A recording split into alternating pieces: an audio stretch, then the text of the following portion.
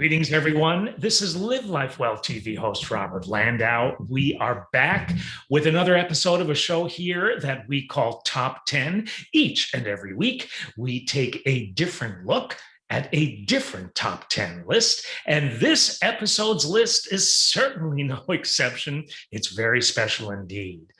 Get your cheesecake ready because we are going to take a look at the top 10 most interesting facts about the Golden Girls. Stay tuned.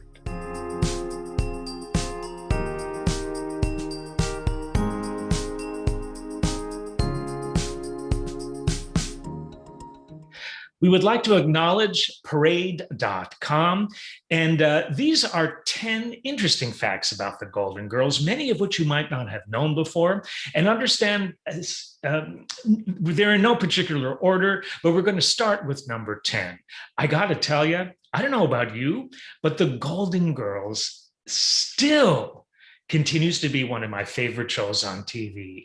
I just saw an episode 2 days ago, and I've probably seen that episode 8 times over the last number of years, but I don't care because the writing was so good. The acting was amazing. The topics that they would cover were very, very pertinent, still to this day. So let's start out with number 10. Only 3 characters could sit at the kitchen table.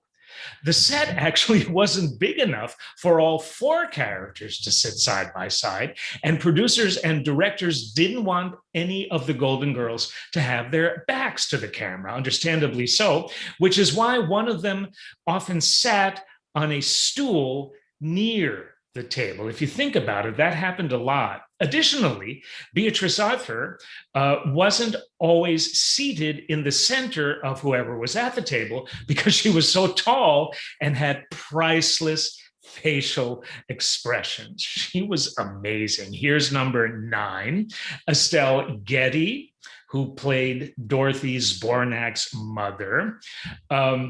It's the Sophia character, right? She spent no less than 3 hours getting into character every day there was a shoot. Believe it or not, Estelle Getty wasn't nearly as old as she looked. You might have seen her on a talk show or on Entertainment Tonight when she was out of makeup, out of character. In fact, it took her 3 hours in the makeup chair each morning to transform herself into Sophia Petrillo. She was only 63 at the time the show started out, but was playing a character 20 years older. Here's number 8. Estelle Getty struggled with crippling anxiety. Stage fright was an understatement when it came to Estelle Getty. Rue McClanahan, who played Blanche, once said of her co-star the following words: "She had an awful time remembering her lines because she would freeze and panic. The day before tape day, you could see a huge difference in her. She'd be walking around like Pigpen under a black cloud. By tape day, she was unreachable." Interesting.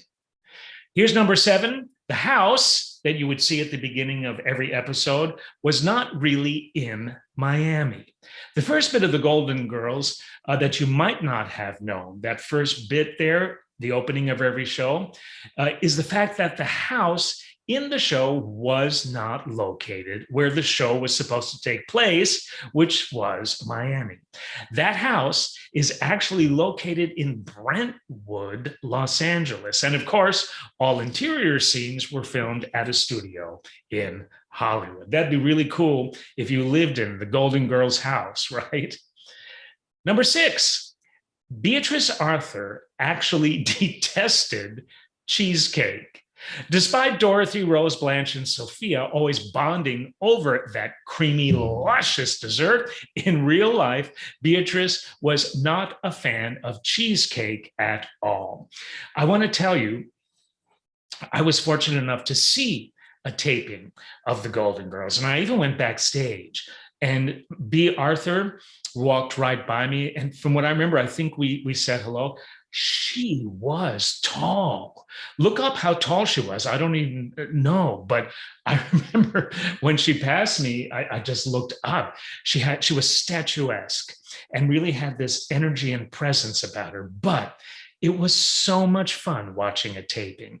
Um, a lot of the characters, particularly Betty White, would break character and she would start talking to the audience and make jokes. And it was an incredible experience that I will just never, ever forget. So, speaking of Betty White, here is number 5. Betty White was almost cast as Blanche Devereaux instead of Rose Nyland.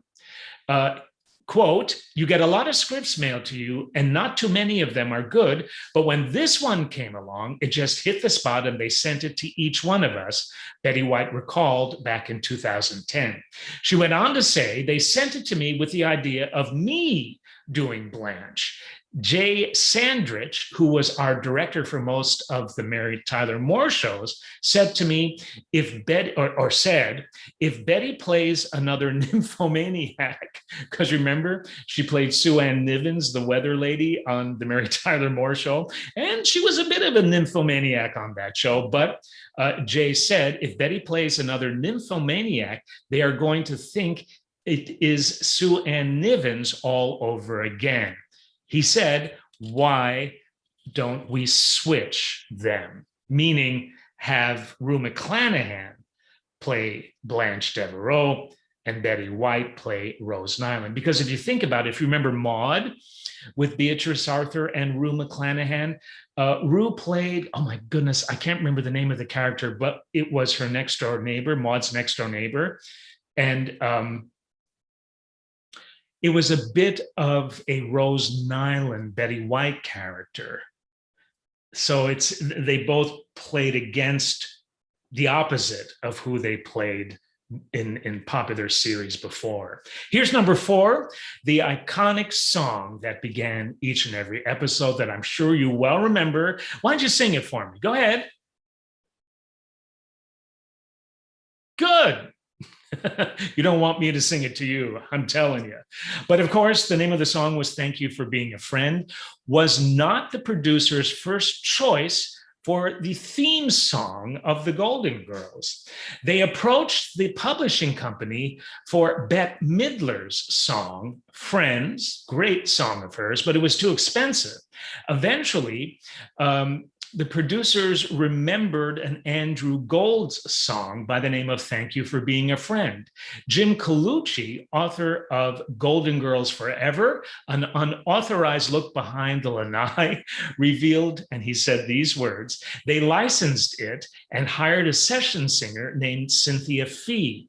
That's to sing Thank You for Being a Friend. He went on to say, even though the recording session was slated to last for an hour, she did it in 1 or 2 takes, maybe 20 or 30 minutes, and planned on never thinking of it again.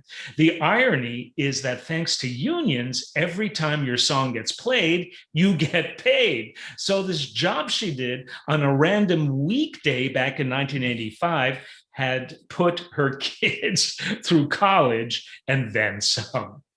Here's number 3. The Golden Girls and the Golden Palace, which followed the Golden Girls, had serious star power in terms of guest stars. The Golden Girls had guest stars with serious pedigrees at the time, if you remember, including, how about this, Bob Hope, Alex Trebek, Merv Griffin, Sonny Bono, Lyle Waggoner, Julio Iglesias, and Burt Reynolds, who played themselves in cameos, as well as a young George Clooney, who played a detective investigating the lady's jewel thief neighbors.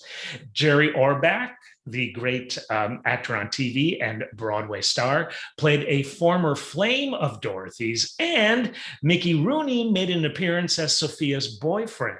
I love that. I didn't see that one. Mario Lopez guest starred as an immigrant student, Dorothy tutored. I remember that. LA Law star Alan Ratchins made an appearance as a love interest for Blanche. And I remember this next one. Debbie Reynolds played a prankster pal for Dorothy. Rita Moreno played a neighbor, and none other than Quentin Tarantino guest starred in 2 episodes as an Elvis Presley impersonator. In the finale of The Golden Girls, Dorothy, I remember this so well. As a matter of fact, it was just on last month again. Dorothy marries Blanche's uncle, Lucas, played by Leslie Nielsen. Here's number 2. Rue McClanahan kept a lot of Blanche's outfits. In her memoir, McClanahan revealed that she was allowed to keep about 500 of her costumes from the Golden Girls, and she somehow had all the closet space she needed for them in a Manhattan apartment. And number 1 goes like this. Beatrice Arthur almost wasn't Dorothy Zbornak. Beatrice wasn't producer's first choice for the sassy substitute teacher, in part because of her iconic role as the liberal titular Maud Findlay after her character got an abortion before Roe versus Wade was passed. However, Colucci claimed that writer and creator Susan Harris insisted by saying this: I wrote this role for Beatrice Arthur and I want Beatrice Arthur. And as it turned out, Arthur initially didn't even want to be Dorothy either because she thought the character was too similar to Maud. But Rue McClanahan, her dear friend in real life, claimed in one of her books that she talked Beatrice into taking the role. So there you have it, some more fun facts, 10 of them that you might not have known about the great iconic TV show, The Golden Girls, and the great people who were a part of that venture. I want to thank you for tuning in. Did you have a good time? Did you finish your cheesecake yet? Well, if you did, go to the fridge and get another piece. Why? Well, there are more shows to watch. Not this one's over, but you got a whole plethora of shows to watch here on Live Life Well TV. I'd like to thank you for tuning into this one. This has been Robert Landau, Live Life Well TV host.